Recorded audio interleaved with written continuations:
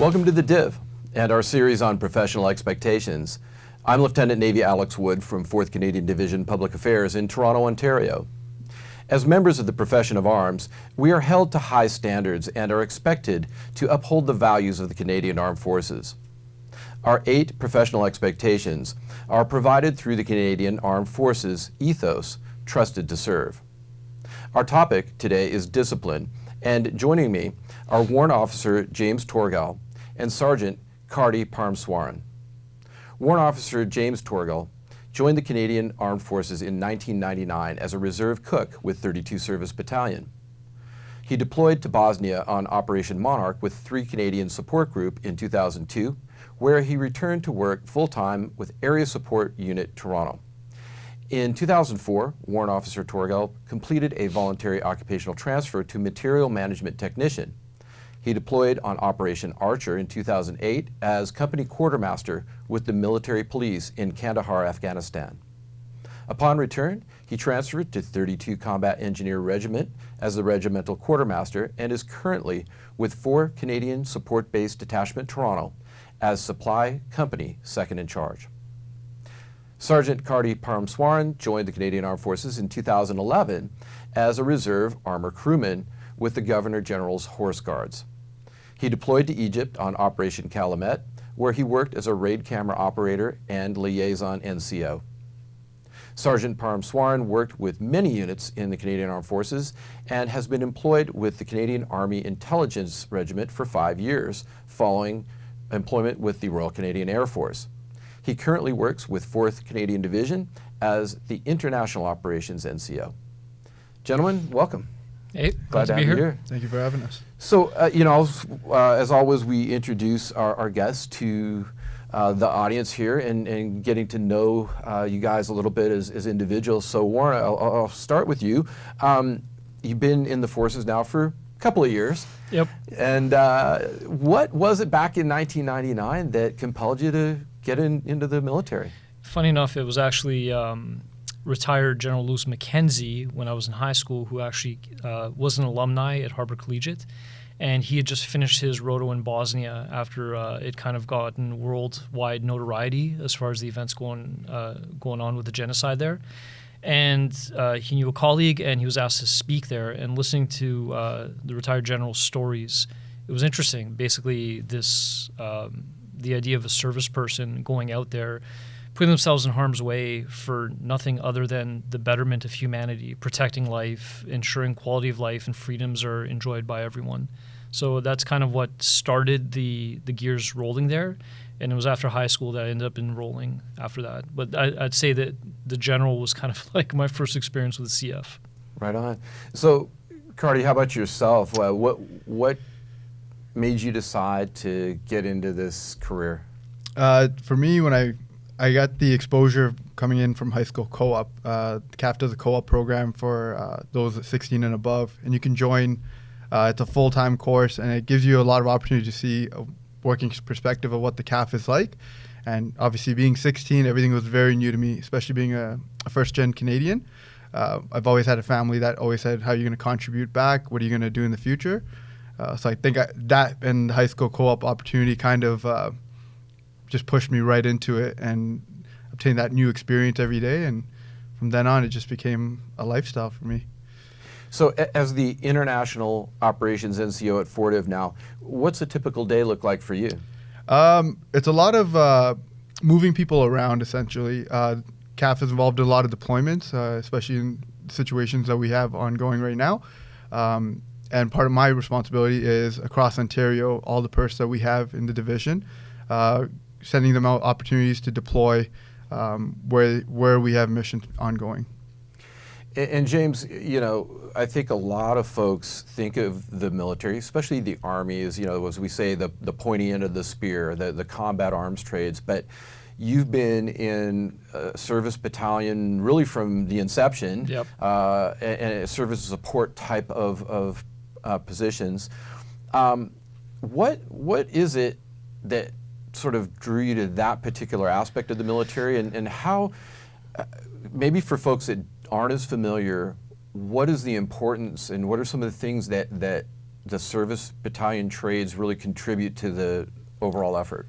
So I think for me, it was the combination of not only being a soldier, but a logistician as well. So whereas the combat arms, like you said, is the pointy end of the stick, the combat service support is kind of like the hilt of the sword with a little bit of pointy bits to kind of keep yourself safe. And I don't think what most people realize is that in operations such as Afghanistan, if you're running a forward logistics patrol, you're literally, driving in a column with maybe a couple of armored vehicles for protection, but you're really facing unknown dangers on your own with a very small contingent to protect you. So in experiences overseas, that's usually what happened, right? Like you'd be all by yourself and you're a target of opportunity, and normally that's where the trouble comes, as much as it comes to the rest of the combat arms guys. We're here today as part of this series on professional expectations, and both of you clearly, have a few years under your belt in your various roles, and you've got deployment experience and all of that. We want to talk about discipline, and I know that oftentimes, probably folks, especially outside of the military, think of, military discipline as being more of a punitive kind of a thing, or things that folks kind of see in the movies. But discipline really encompasses a variety of different contexts. So, James, for you, just generally speaking, what is the importance of discipline for you as a soldier, but also as an individual? So, well, I could kind of speak on this in two ways. I'll kind of do from the individual part. Like, so we all display discipline at one point of our lives or another, whether we're conscious of it or if we're not conscious of it, right? So if you work on the civilian sector and you have a job, you have to show discipline with money, right? Financial responsibility. You have to show discipline with time, showing up on time to work, or else you're not going to have a job. So this idea that discipline is solely an exclusive military attribute, it's really kind of a bit of a misnomer, when the reality is all of us display discipline to one degree or another in our daily lives. I just think it's current references as far as Hollywood is concerned, projects a very kind of like draconian style of discipline, which, it sells a lot of movies, right, at the end of the day. Sure. So I think that's like the key difference is like, one, we all display discipline, but it's really not that different from the discipline we show in the military or see in the military.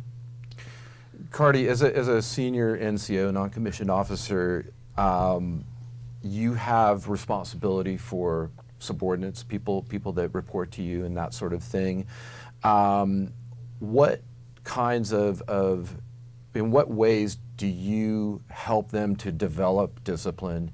What are some of the things that you try to impart to the people that work with you?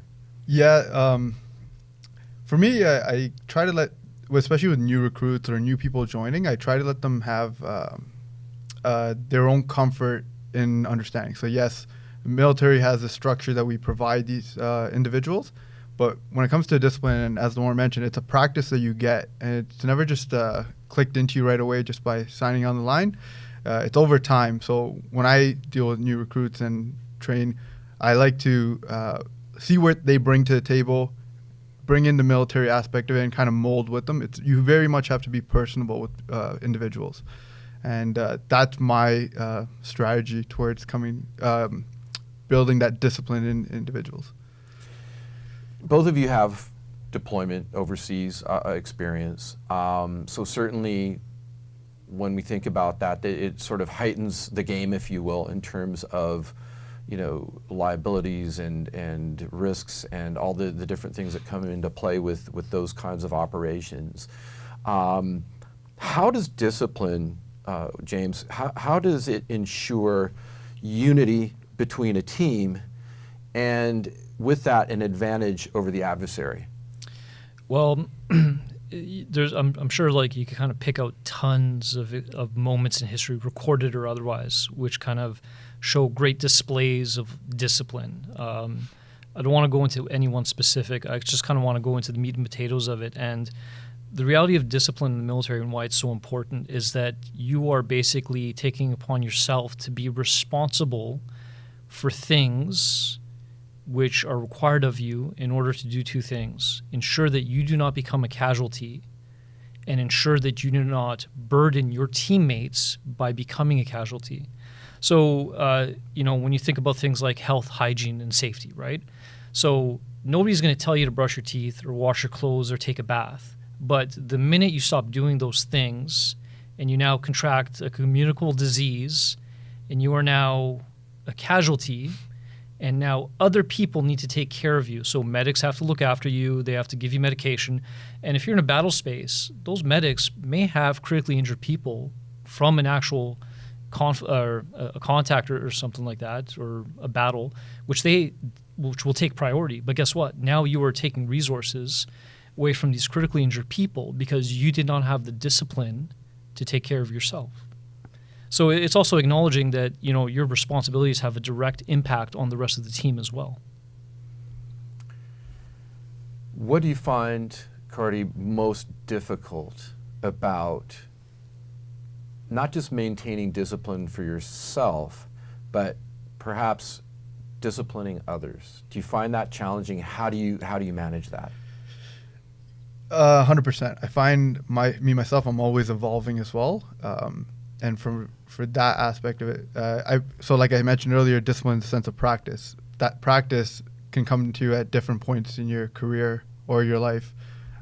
So as I learn, sometimes when I have to come to a moment where I have to provide disciplinary actions to my subordinates, I very much have to think about it. What is the primary effect, the secondary effect, and am I getting the message across? Is it, as you mentioned earlier, it's not just about telling someone to do something and that's the end all of it. You very much, again, have to get with the person, explain to them why.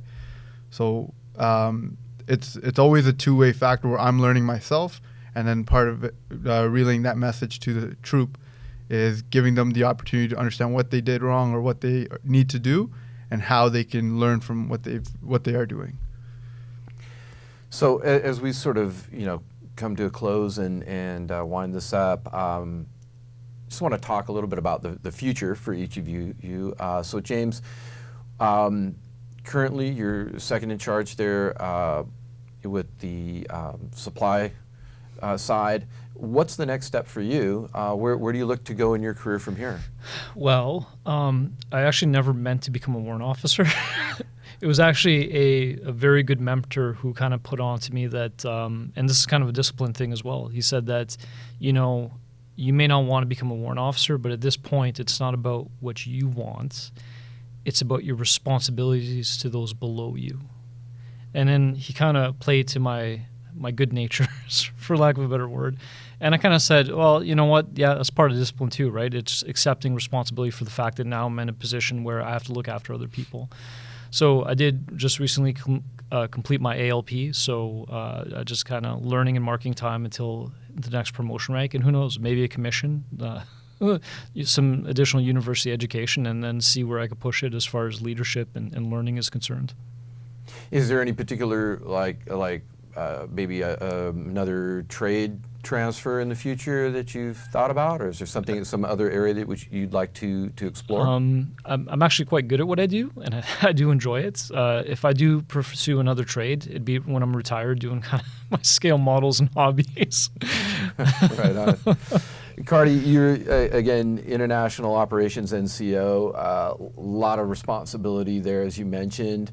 What's next for you? If you had the opportunity to pick your next, posting or job, what would it be?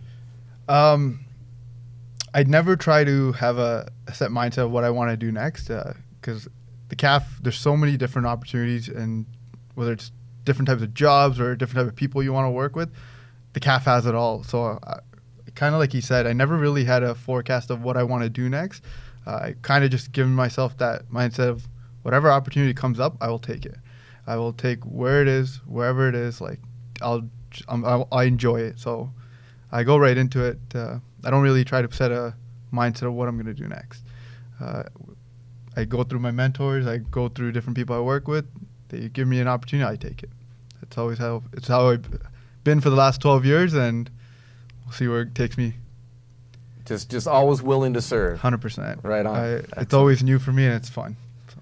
Outstanding. Well, again, thank you both, for taking the time, because I know that we're all very busy in our respective roles, and getting time away from the day-to-day things, does really take some effort and some sacrifice. So appreciate that very much, and I'm sure as our viewers are appreciative of what you've shared with us today as well. So that's going to do it for this episode of Professional Expectations with the Div. I'm Lieutenant Navy Alex Wood. Thank you for joining us, and don't forget to follow us on social media. We'll see you next time.